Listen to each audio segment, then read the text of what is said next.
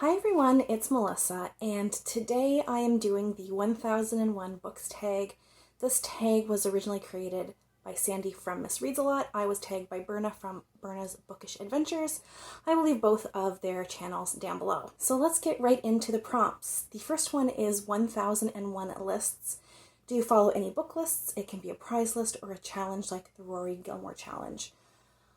I don't really follow anything super closely. I always pay attention to the Giller Prize and Canada Reads because I have an interest in reading more Canlit.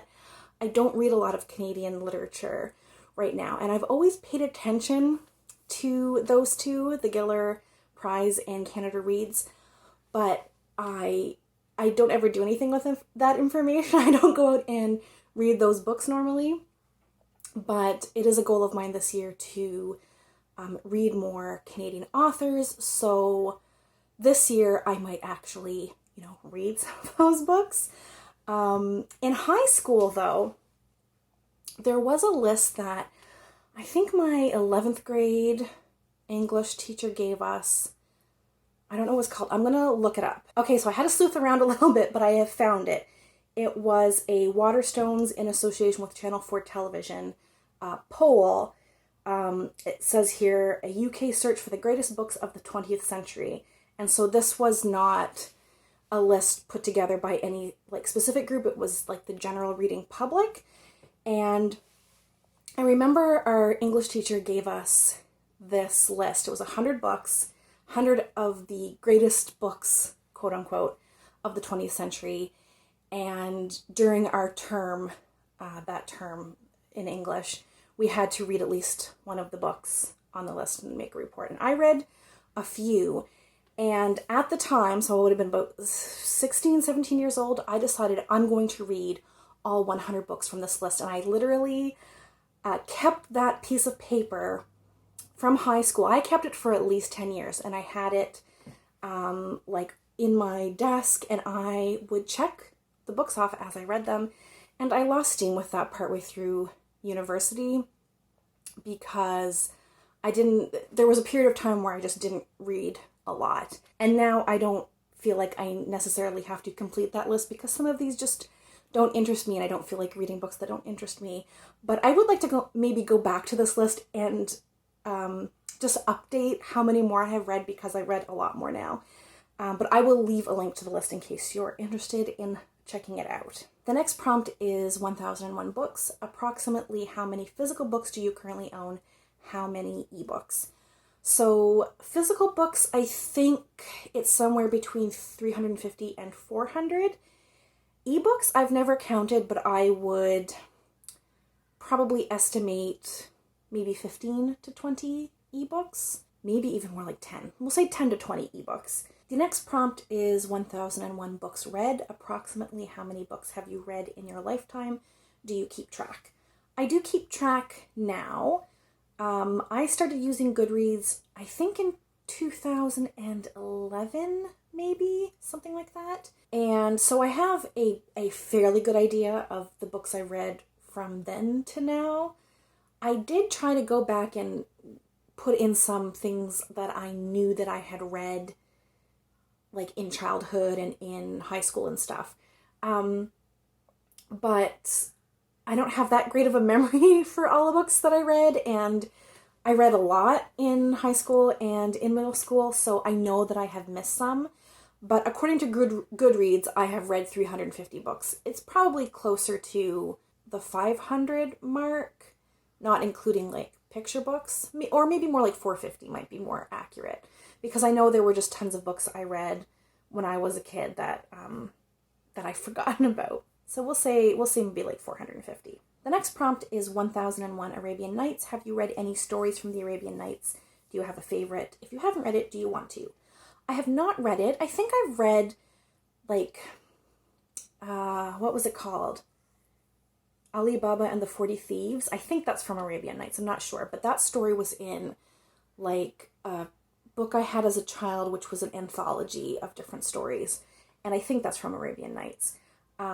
So I don't know if I really have a desire to read 1001 Arabian Nights, but I will recommend a retelling, I guess, of it called The 100 Nights of Hero. The author is Isabel Greenberg, I think. I will make sure that I link it below. But that book I thought was just great. I think it made my list of best books that I read that year. I think that was in 2020. But anyway, yeah, loved that book. The next prompt is 1001 flavors. Do you have a favorite food or flavor? So I have like favorite cuisines, I guess. Two favorite cuisines that are kind of tied. One being Italian because my mom's Italian and I just grew up eating really good homemade Italian food. All of those very starchy, comforting Italian meals. I just love Italian food. But the other like cuisine that I really love that I didn't get exposed to until like well into adulthood because I'm from a small town and I didn't have access to this type of food is Indian food. I love curry and vindaloo and naan and just tandoori chicken. Like, give it all to me. I love Indian food so much. So those are tied for my favorite foods. Favorite flavor, I like things that are sour. So I really like lemons and citrusy things and like vinegar, that kind of sour, like pickles, salt and vinegar chips. I really like that flavor. The next prompt is 1001 pages. Have you read a book that is over 1001 pages? Is there one that you recommend and is worth the time? What is the longest book you have read? The third in the Memory, Sorrow, and Thorn trilogy, To Green Angel Tower, is like the trade back is like 1060 something pages. And I would recommend that. I will link actually a recent review I did of that trilogy. I think it's a great epic fantasy trilogy. I think the longest book I've read, if you count the Lord of the Rings trilogy as one book, which was Tolkien's original intention, they broke it up for like publishing reasons. I think that's probably the longest book I've read, if you count it as one book. I'm going to go on my Goodreads real quick and actually double check this. Yeah, according to Goodreads, the longest book I've read is The Lord of the Rings at 1,216 pages. But if we're not counting that, then the next longest I've read is The Stand at 1,152 pages.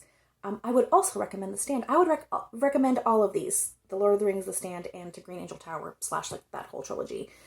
I think all of them are worth the time. The next prompt is 1001 buckets. Do you have a non-bookish bucket list? What is one thing on the list? I don't have a bucket list anymore. I used to actually use a website where you could kind of like save your bucket list items and like check them off as you did it. And it was kind of like a social media thing. So you could check out other people's lists, see who had the same items as you. And a lot of the things that, I don't really remember everything that was on that list. I remember a few things, and there are a lot of things that were on that list that I no longer have any interest in doing. So I'm kind of like done with bucket lists because as you change as a person, the things you want to do change. So why put pressure to like do like a certain number of things? So now it's more of just a fluid, what do I feel like doing at the time, I guess, kind of mentality for me. If I had a bucket list, it would probably just be a list of places that I want to visit because I'm not very well traveled. So there are a lot of places in the world that I would like to go see. I would really like to go see Scotland. I would love to go see Italy. So yeah, that's the closest thing I have to a bucket list, I guess, is just an internal list of places I would like to visit.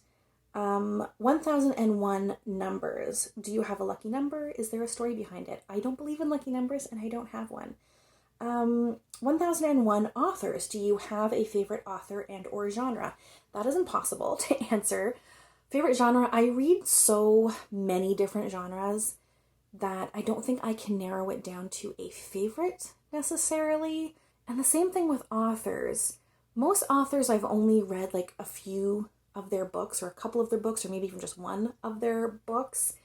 And so it's hard to say if they're a favorite. The author I've read the most books from is Stephen King, and he definitely is a favorite. I don't know if he's my very favorite, but I don't really have anyone else that's at a level, like the same level for me to compare to in terms of like the amount that I've read from different authors. So let's say Stephen King, I guess. I do know his backlist better than anyone else, any other author I've read. The next prompt is 1001 activities. Do you have a favorite outdoor activity? I do. Snowshoeing.